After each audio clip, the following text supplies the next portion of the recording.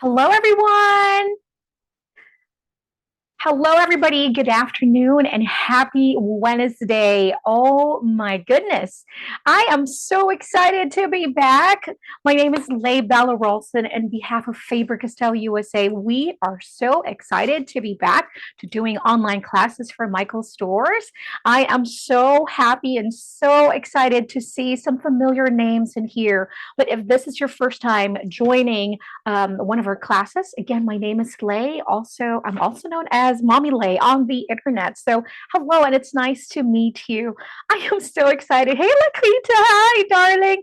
Hey, Lisa. Hello, everybody. Okay, so today we're going to kick off summer in a very, very fun way because we are going to be doing some hand lettering. Hand lettering is one of my favorite classes to be doing. But while I am talking about materials, you can share where you guys are joining us from in the chat section. Would love to have, some type of conversation. It's always nice that it's always just more fun if we're engaged and we're just kind of like friends hanging out together and really just learning. So today I have my favorite Faber-Castell Albrecht Durer markers.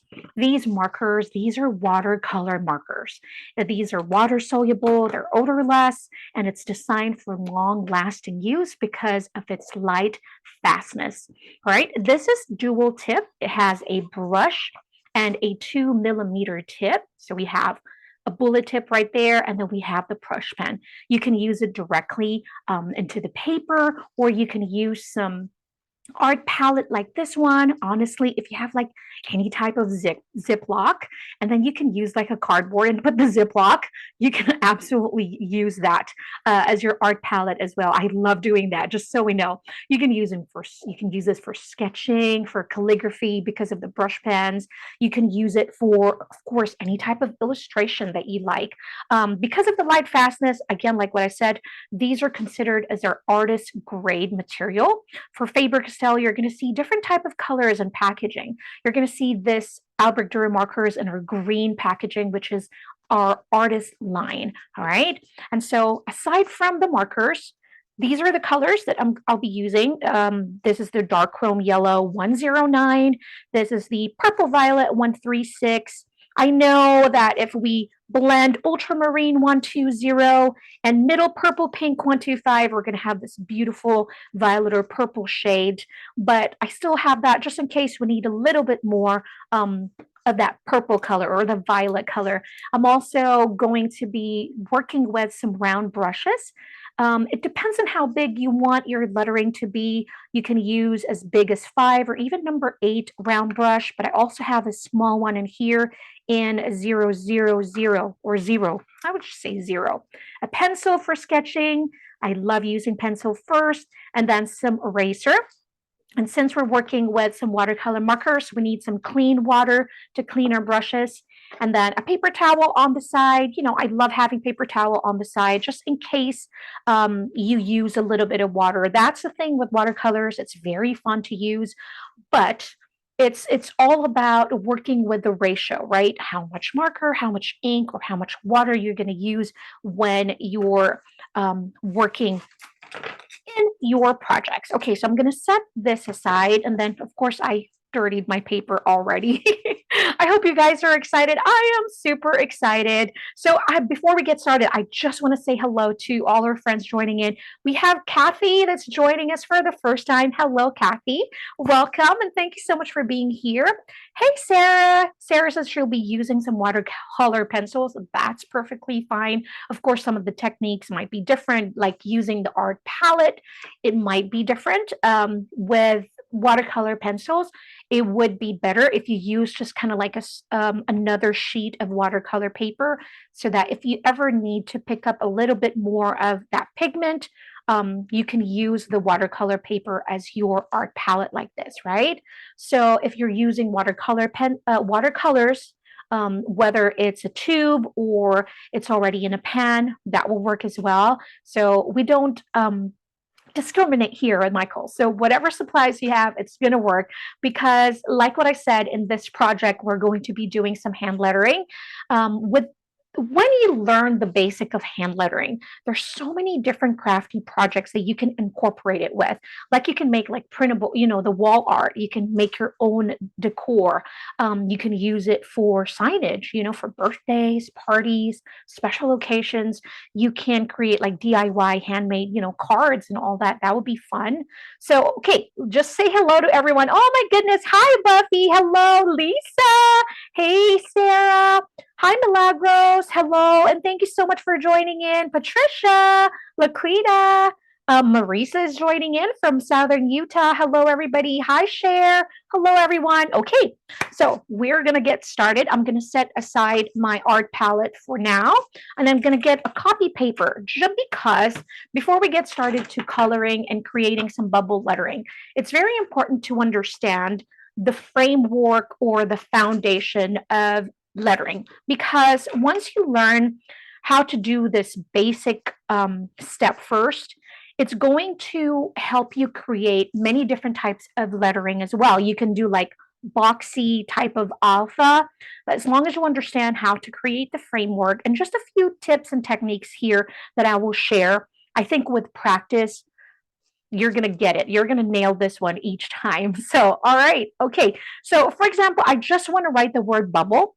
And I want you to notice how I'm going to write it in two different ways. So if we're going to just do a lettering or just handwriting of the word bubble, I'm going to zoom in just real quick so we can see. And I'll probably use an 8B pencil just so it's going to be much darker. It's easier for the camera to pick up. All right.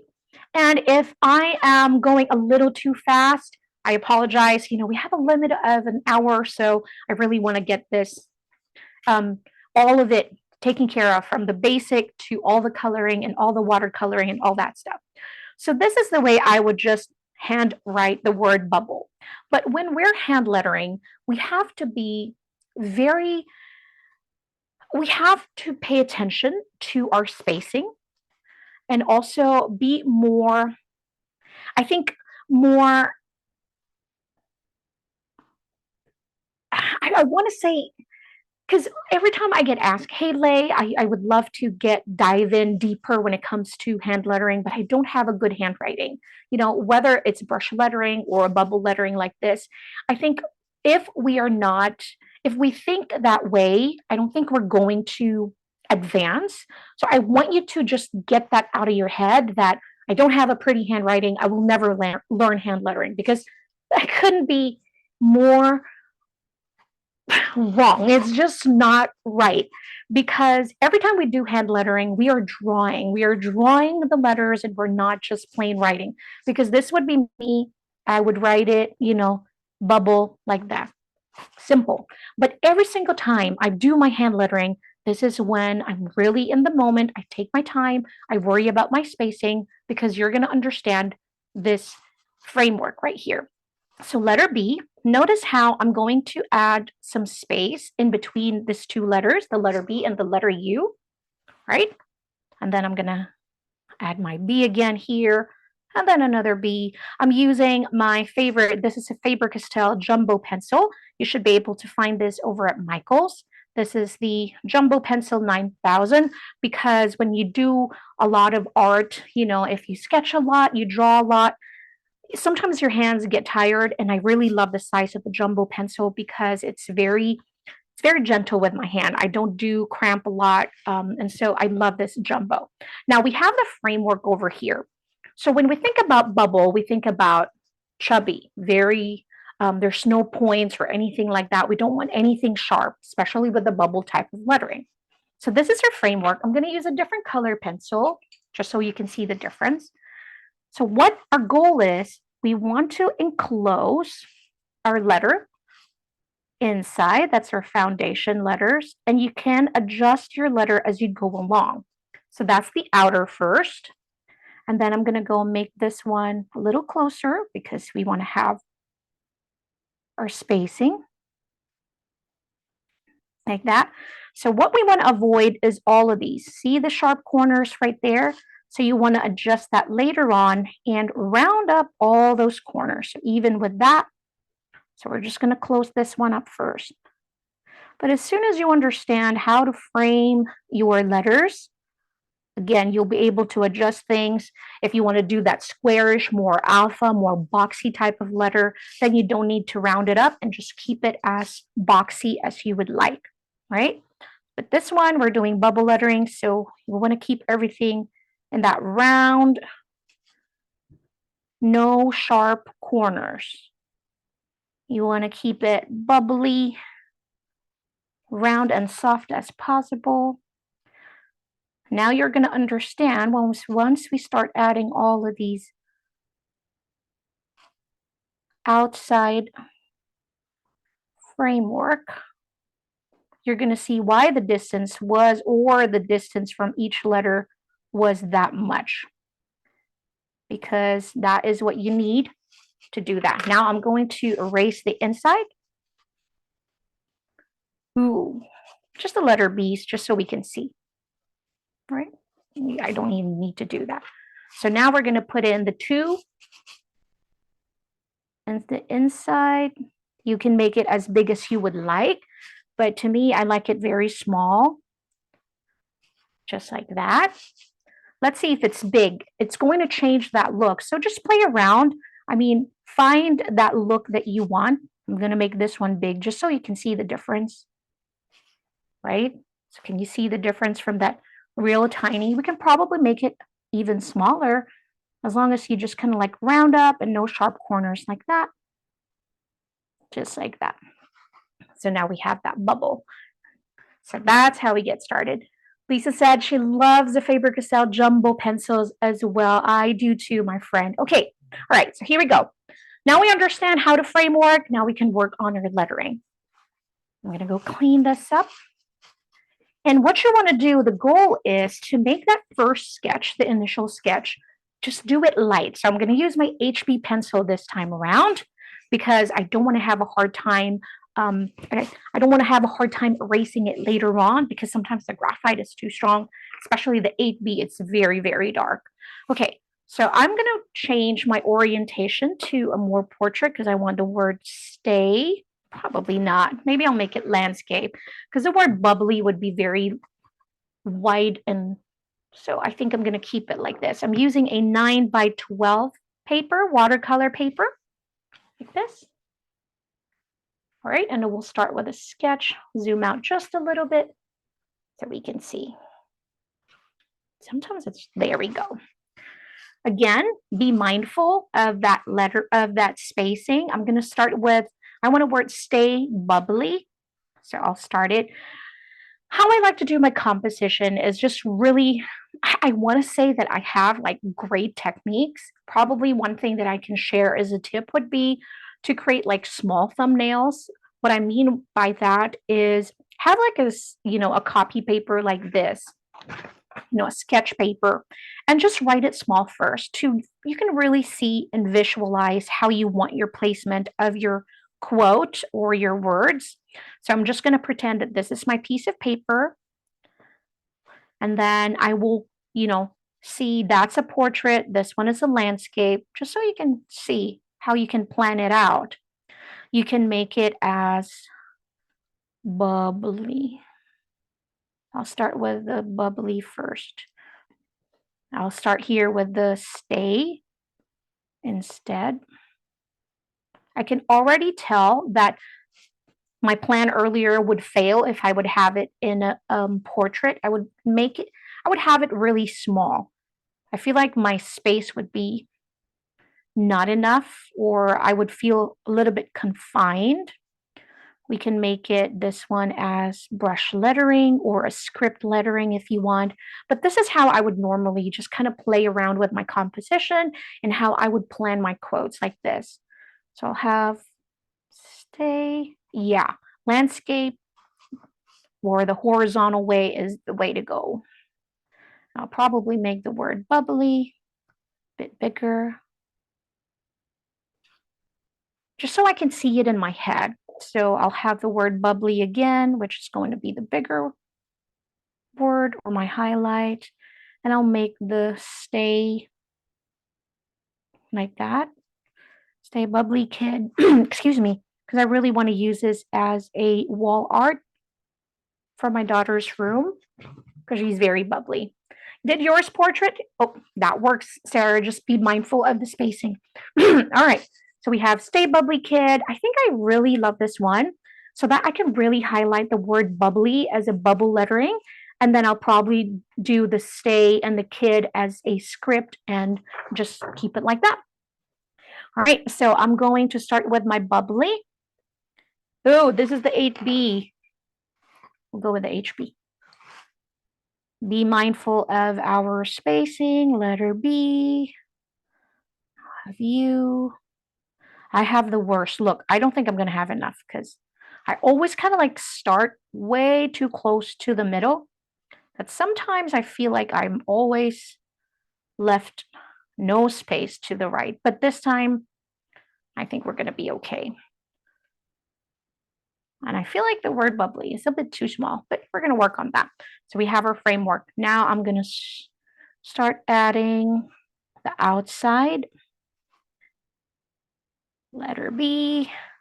I'm going to work on rounding the corners in a little bit. We just got to go start with just adding the outside framework first. And then remember, you can always adjust as you go along. You feel like, oh, I didn't have enough space between, just for example, my letter B and my letter L. Then, you can always adjust as you're drawing. Don't feel like you're, that's it. That's why we're using pencil, because we can always adjust. All right, add a letter Y. And just like this. All right, and then I'll erase the middle parts of my letter B. Oops, I didn't do my letter U.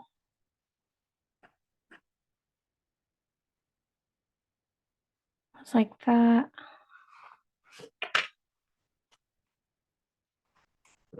Guys, I was looking for my kneaded eraser earlier and I couldn't find it. I feel like I have it in one of my pencil cases. Does that ever happen to you? You're like, you have a favorite something, whether it's a marker, a pen, or, in my case, my eraser. And I'm like, I love that thing, my kneaded eraser. And now I don't know which pencil case I use. All right, so now it's time to round the sides or the sharp corners, just like that. I don't like that. Ooh. Sarah, I cannot wait to see your project in a little bit once we're done. There we go. I'm going to go round it up. I'm going to make this one small. Now, if you guys don't have an art palette, if you're using the watercolor markers like me, just grab some of the Ziploc, like what I said, or any type of like plastic packaging.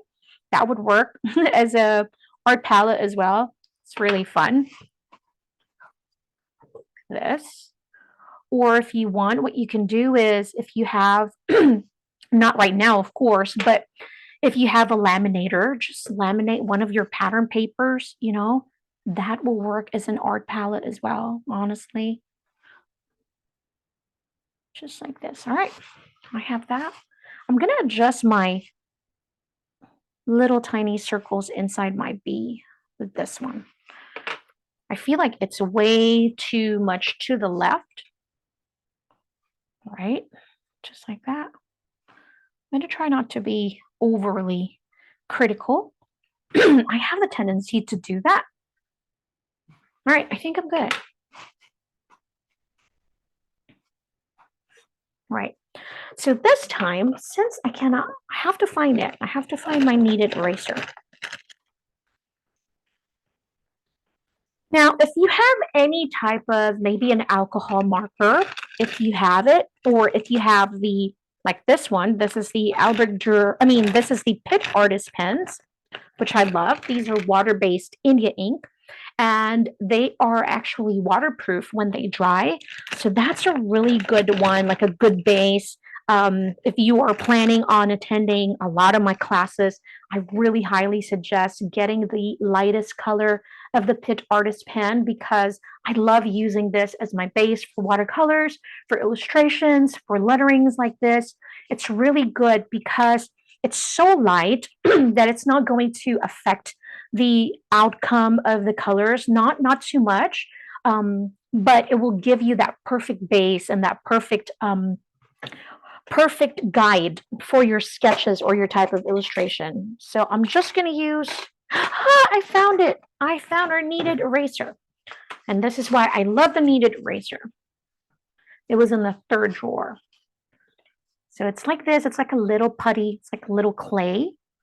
And this is how I lighten my sketches, is I just kind of go over them just like this. And then I don't have a lot of that eraser suds as well. And then it just gives me that perfectly like that guide. Okay, now we can use the Pitt Artist pens, but I feel like my sketch is light enough to start with the coloring.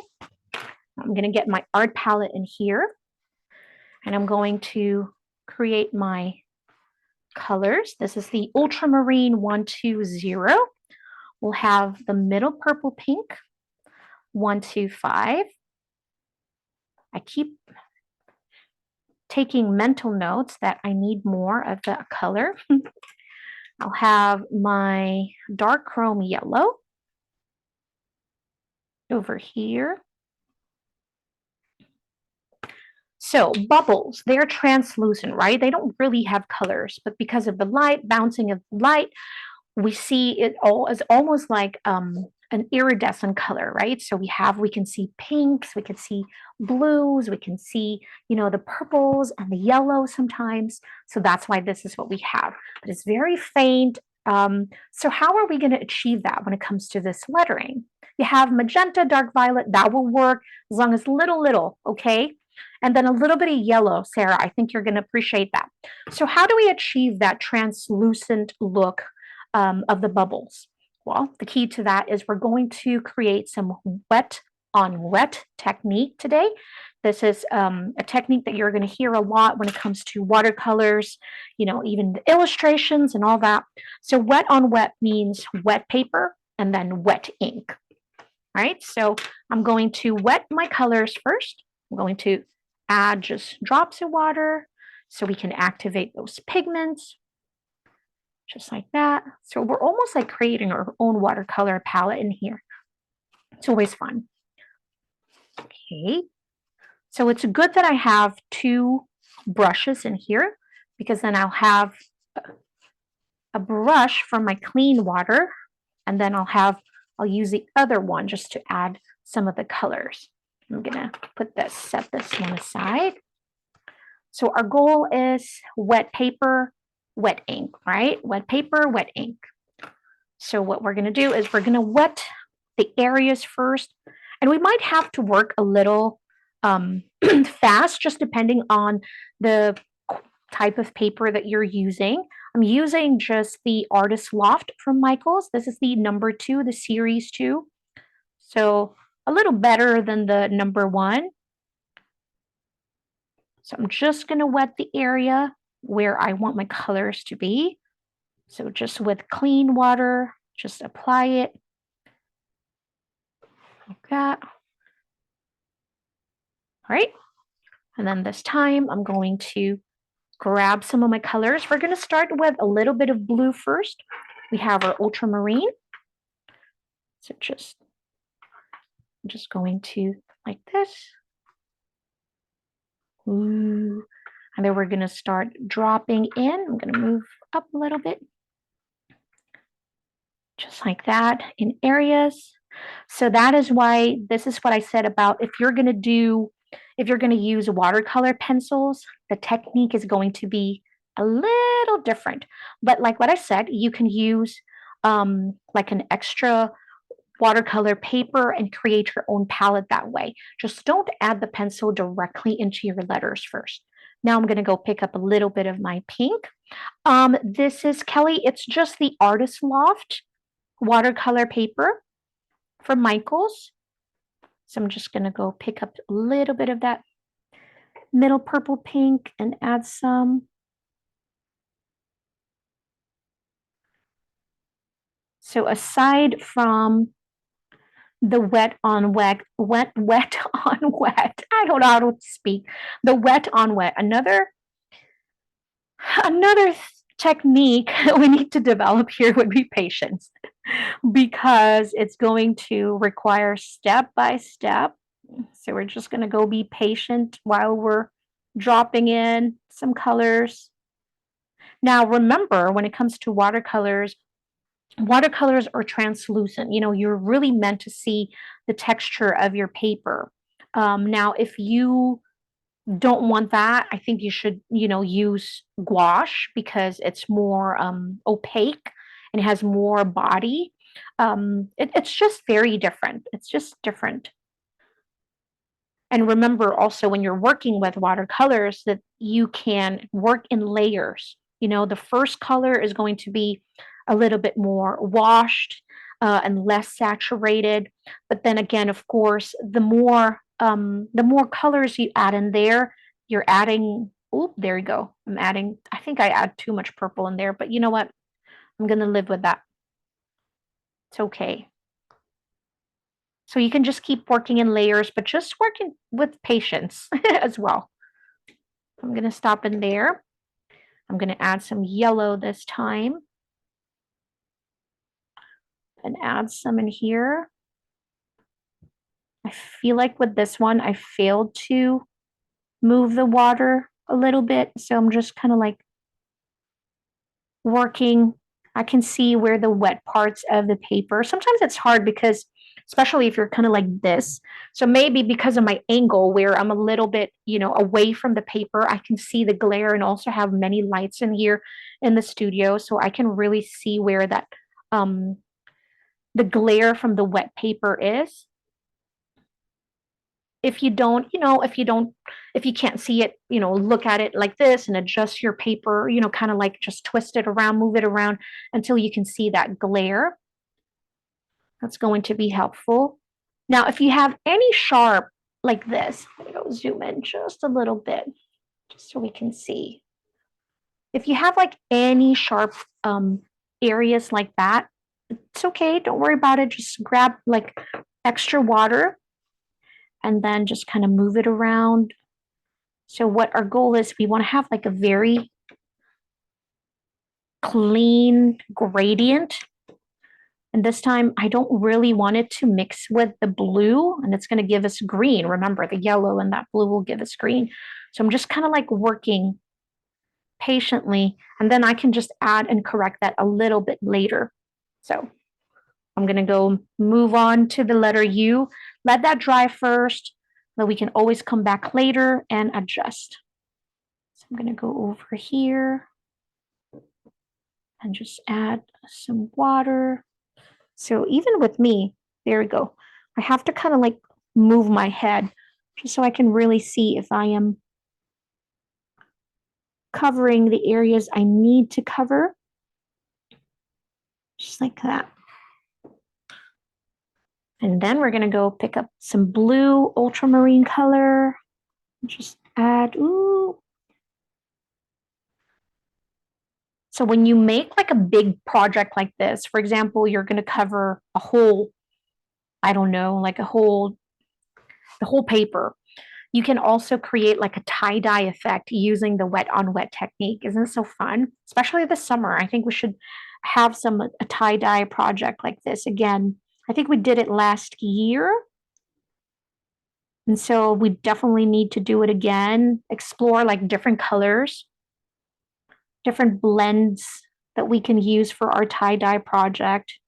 That's going to be fun. I'm going to use the purple like that. Yeah, that's going to be really fun. Do you guys have any plans this summer? It is my kids' spring break. I know it's not the same. We're in Texas, so we have a spring break this week. we're not really going to do anything. Probably just explore locally, have fun a little bit because my son is senior and graduating. So we're kind of just like trying to save up for his graduation and do something a little bit, more grand. More grand's probably just go to the beach.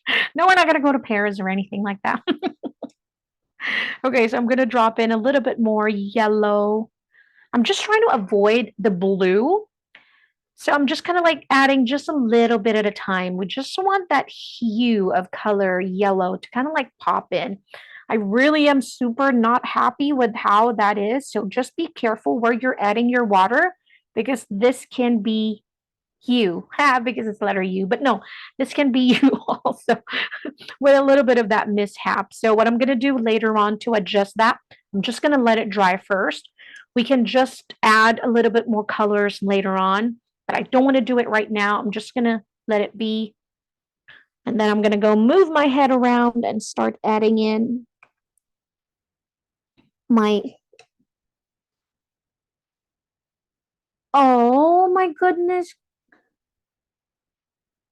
Oh, thank you. Thank you so much, Sharon. That's so special. I do appreciate you. Thank you. I know this mama is like, so he's my only boy. I have three kids, three beautiful kids. My oldest is married, and this one is graduating this year. I'm like, I can't. And then my youngest is turning 15. So, you know, you mamas out there, you understand that. So we're like working on graduation projects. Also, I want to make him like a scrapbook album. But, you have so many things in our head that we want to accomplish.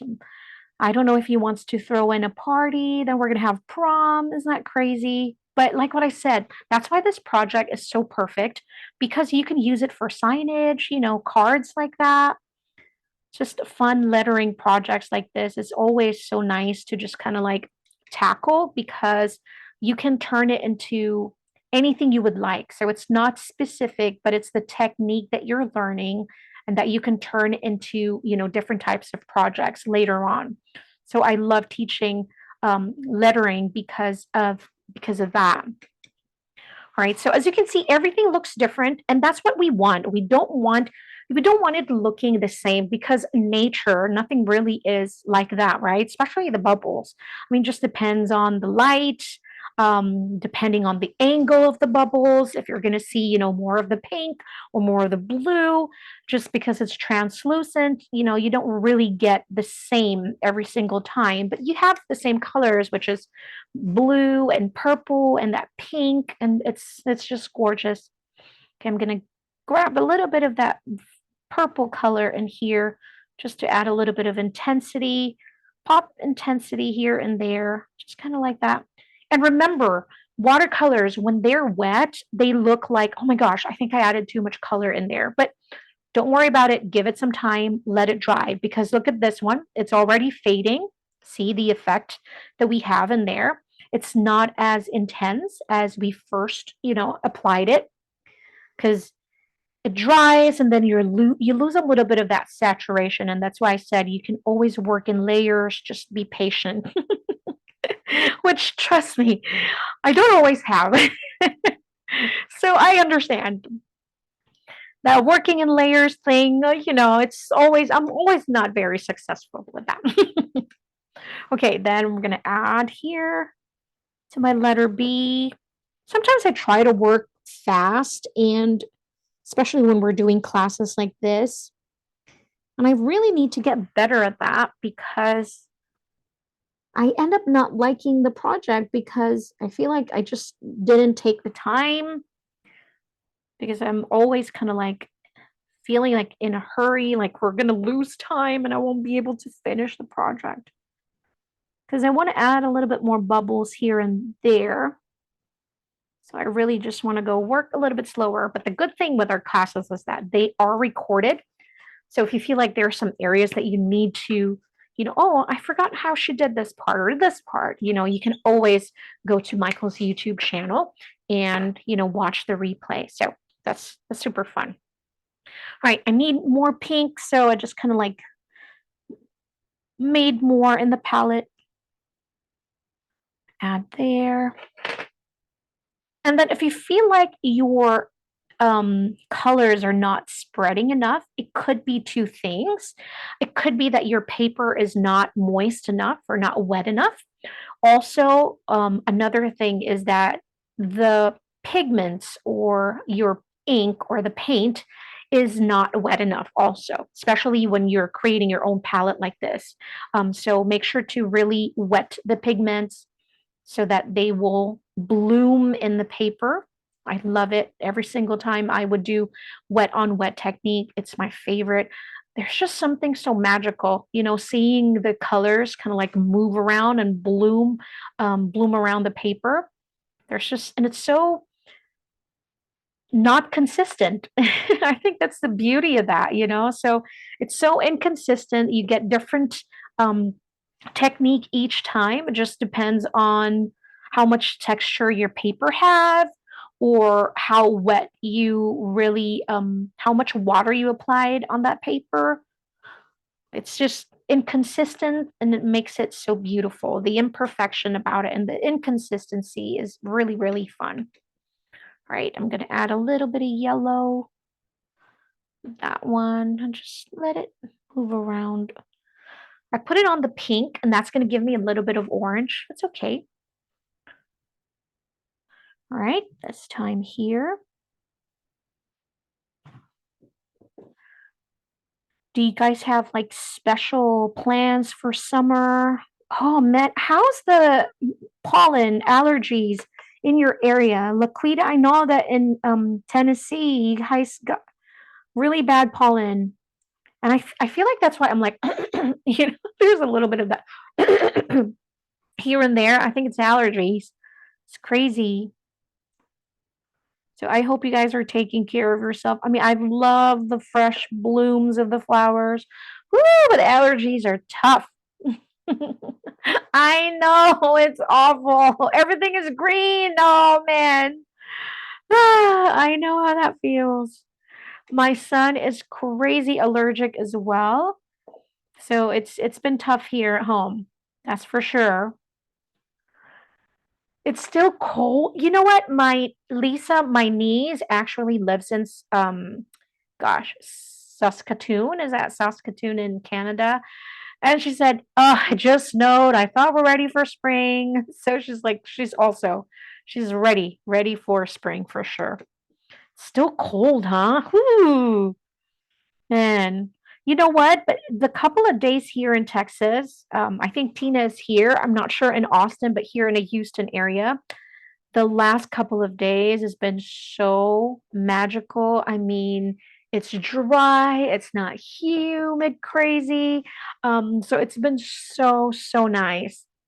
I have been enjoying it because Houston heat, oh, yeah, guys, we're probably going to make a lot of summer projects, like types of illustrations that just going to cool me down because of the Houston heat. When it hits, it is going to be hot. All right, we are almost done with our letter Y. Okay. I'm not sure if I'm adding enough water here. Today was beautiful. Oh, that's great. I think outside is beautiful too. I have been cooped up here in my office because I've been working on a few things. So I haven't been outside yet, but I'm going to go check later on. I need more pink colors again, guys. So I'm going to create it here again, add a bit more. And then we want to make sure that we really have enough water in here so that it's flowy and that it will just bloom in the paper just like that. That's how we like it. There. Can add a bit more in here. Like that, just a little bit in there. Then we can add some ultramarine, some of the colors. We have such an amazing lineup of classes this month. We'll be working with lots of watercolors. And what we try here in Faber-Castell is that, if we use Albrecht Durer, we try to do a lot of different projects. For example, the Albrecht Durer markers, you can use it in all 4 classes this month, I believe. But then we have the Gold Faber Aqua, that's dual markers as well, that you can actually use as watercolors also. That is a bit more affordable. It is the blue line. So you're going to see a blue packaging. That one is a water-based dye inks, though. It's not really just watercolor pigments, but it works. It's water soluble. You can work it like a watercolor as well.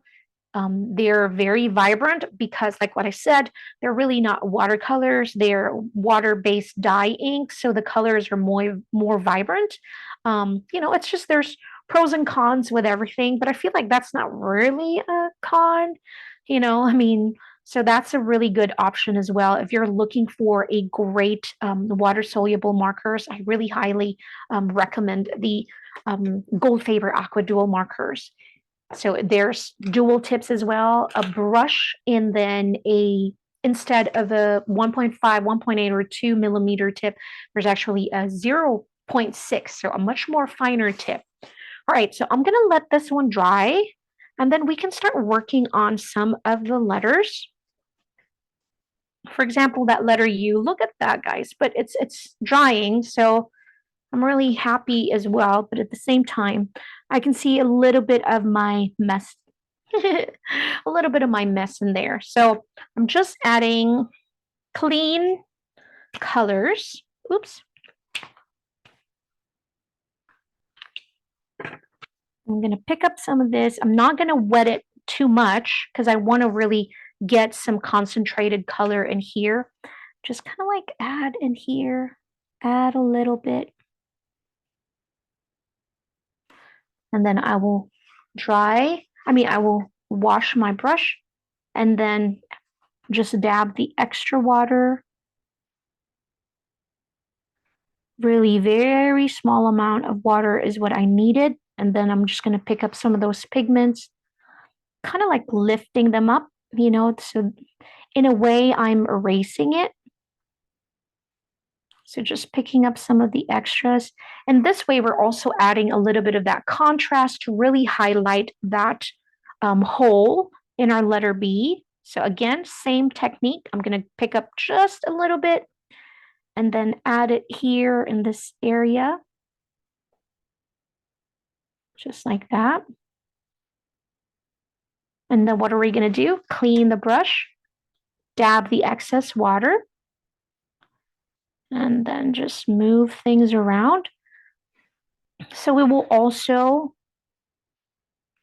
have a smooth blend and not sharp, because we want to keep that, very smooth gradient that we have going on. All right, I'm going to I think I added too much water in that one. I didn't dab it. All right, this time I'm going to go add it over here.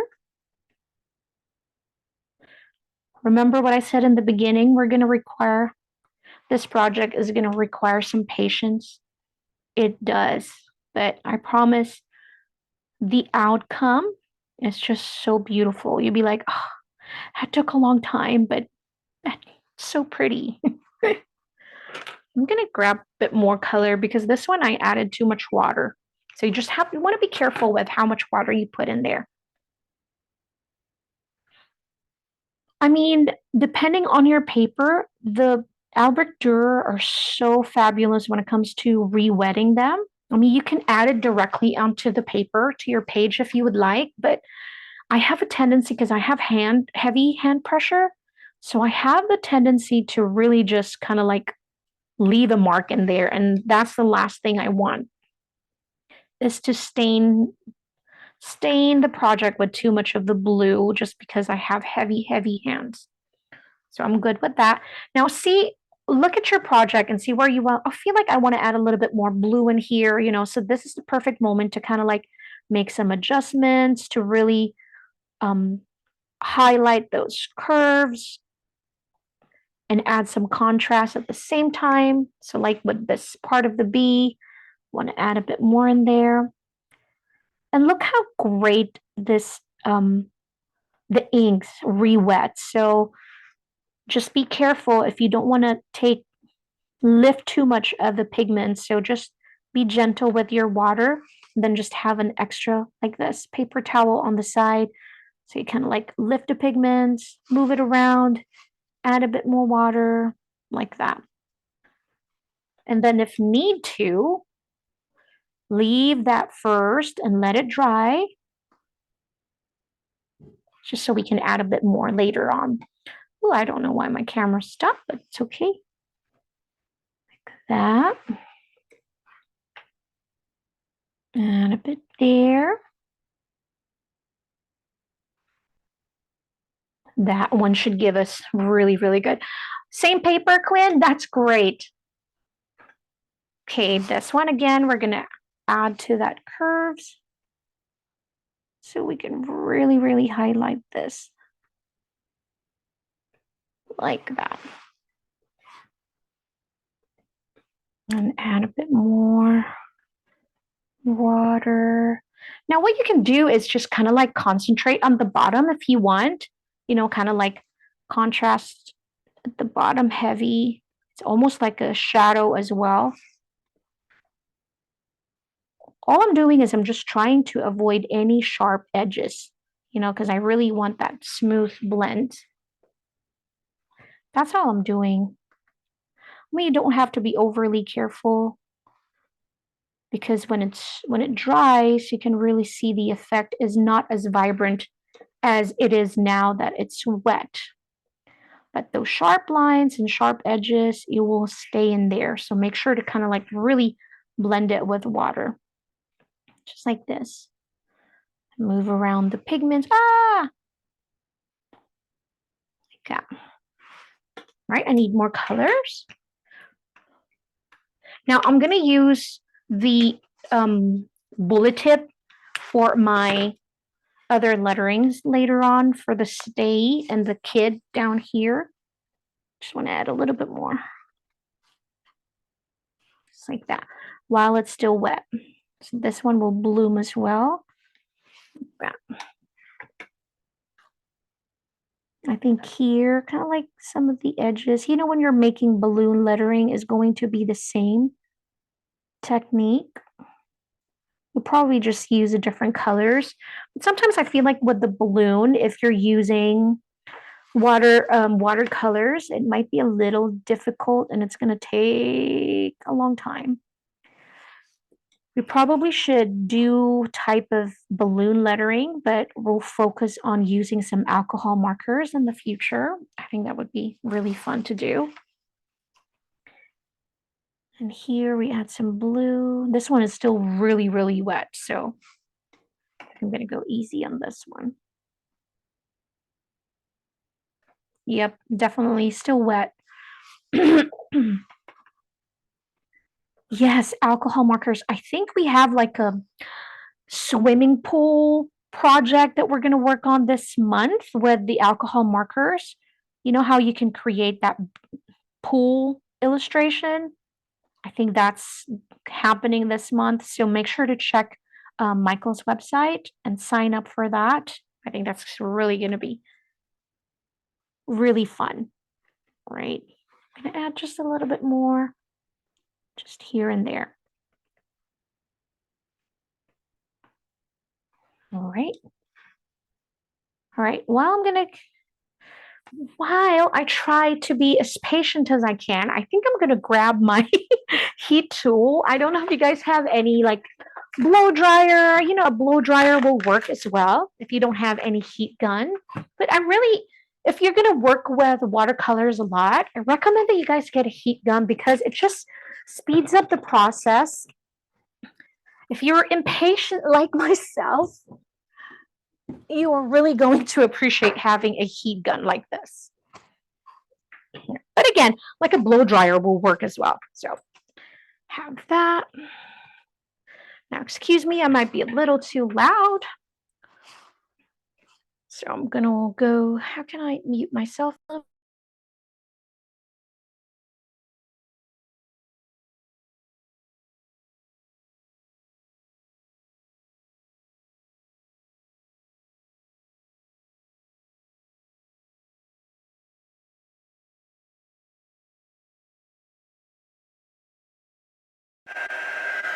Okay, so when you're working with a heat gun like this, just try not to get too close to the paper. You don't want to burn the paper. You can also go on behind, on the back of your paper like this.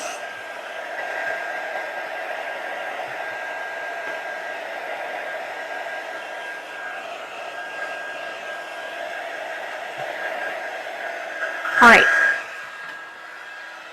So I was wondering if you guys have any type of colored pencils, next to you.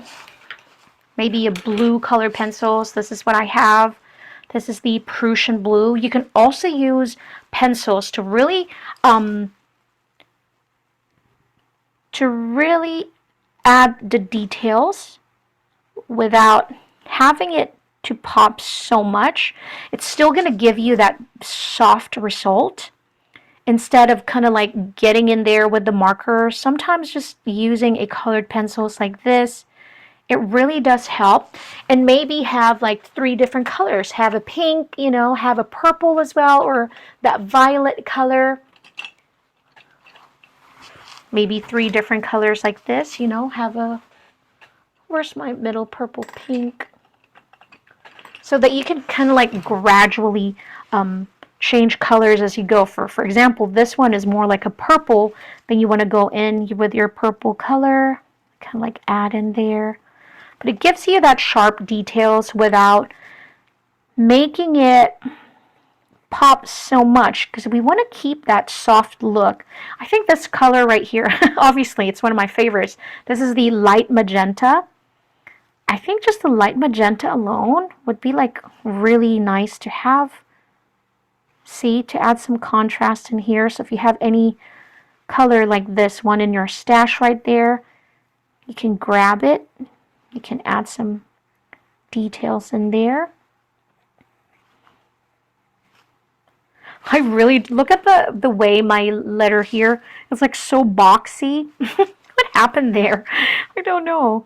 It's just sometimes that's what watercolor is. You just, gosh, it's so inconsistent, but you have to embrace it because you get a lot of inconsistency. It just depends on how the water dry or how much water you use.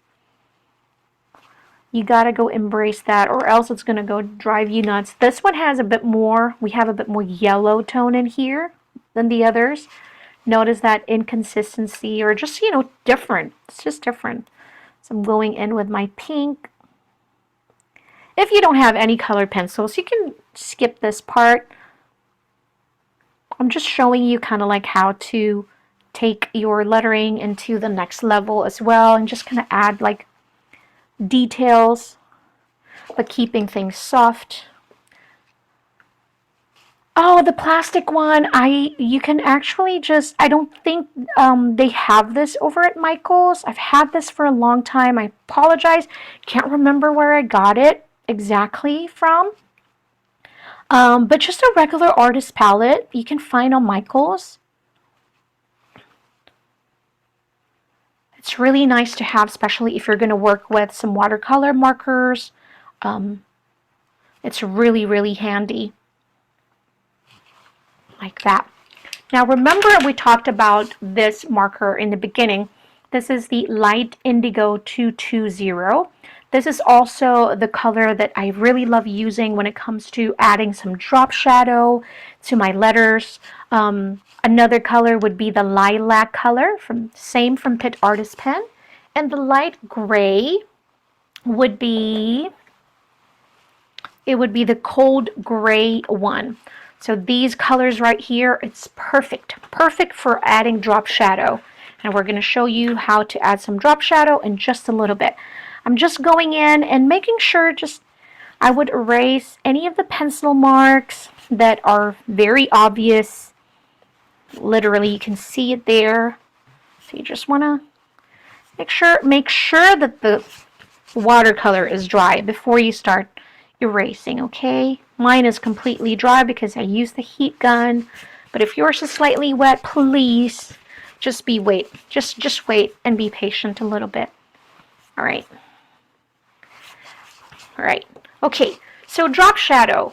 How can you apply drop shadow in your lettering? The key to this one is choosing which side, because you can only choose, at least for lettering, okay?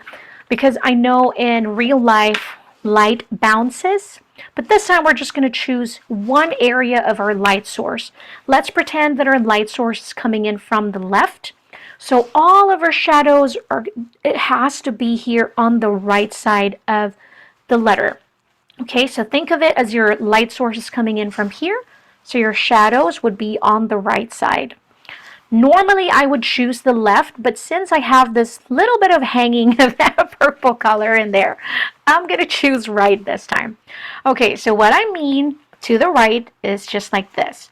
So remember this hole of the letter B right here.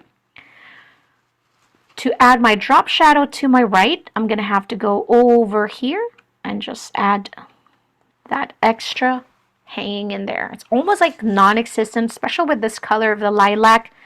It's there, but it's not there because it's so light. Just like that. But it just adds that contrast and it makes it not look so flat. It's like this. Then I'll add another one right here. Just like so. Again, everything is to the right of my letters. Like the letter U would be to the right, so I'm going to add it here. If you have a light blue color, that's going to work as well. Now, working with the Pitt Artist pen, these markers, they're like watercolor to me because the first layer, or the first time you would apply the color, it would be really light and translucent. But you can go, I'm going to add just another layer here so you guys can see. I'm going to add another layer. Look, that deepened that color, added more saturation and more contrast. So look at that. So if you want just light, then stick to one coat or one layer. But if you want to add an additional or extra saturation or to deepen that value of that color, then add an extra layer. And you'll get that deeper value of the same color. This is the lilac, one of the prettiest colors, Lilac 239. All right. See how kind of like this one, there's no structure, just because, you know, everything is kind of like, we want to make it soft and inconsistent. This is like super square. I feel like this is so odd. Everything is kind of like round and cute. This one is like square. It's okay. Go in here, and it also, adding drop shadow, what it does, it also saves you if you have like inconsistent spacing. Like, for example, look at how close my letter U to my letter B is, right? So it's not okay, it's no fun. That would normally would, you know, bother me, but as I do more art, I really understand that it's never always about just the result. Honestly, the process is just as important as the outcome. And I just kind of like learn to embrace it and give myself a lot of grace. I need a lot of grace. So I'm just kinder to myself now. So, but see, you can adjust. Maybe we can make the drop shadow a little bit thicker so we can have a bit more, you know, closer to that two letter B's in there. So the drop shadows really does help a lot when it comes to that. Here again, yes. Aside from the grays in my head, the real grace is just that kindness we offer to ourselves. You know, just that not being so harsh and so, I don't know, critical. But, you know, I understand that we are, you know, number one critique. But we also have to be our number one fan. So, all right. But see how much it just added some contrast to that, and it's not so flat. I feel like I want to add a bit more thickness over here, so I'm just going to go and get closer without necessarily having to add more layer to the ones I've already applied, but I'm just kind of like adding more width to the stroke. I think this one as well. Just like that. Yes, it really does help to make it look 3D and not flat. So I love that. Now the next one, we can actually add an extra step to this. If you have any type of white marker, you know, an acrylic marker, this is the best time to add that.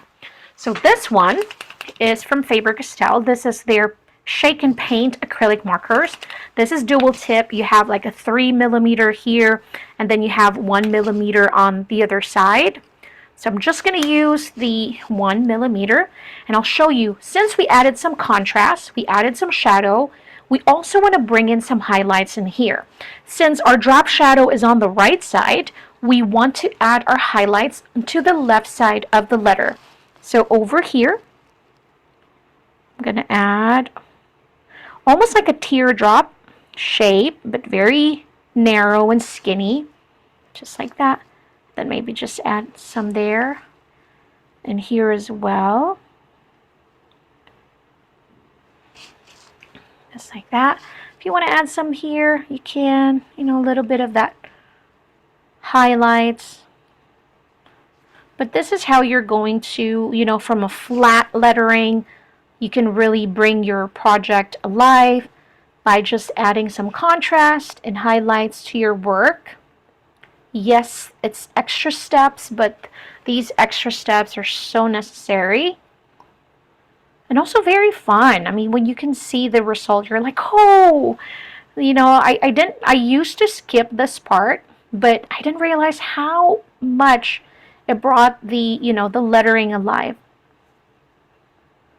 So fun. Now, if you have like just an acrylic paint, use the round brush, a small round brush, to add that here. You love it. I'm going to add a bit more, just a little bit more. I know it's on the right side, but sometimes I just want to see pops of white here and there. It's just nice. Ah, I love it.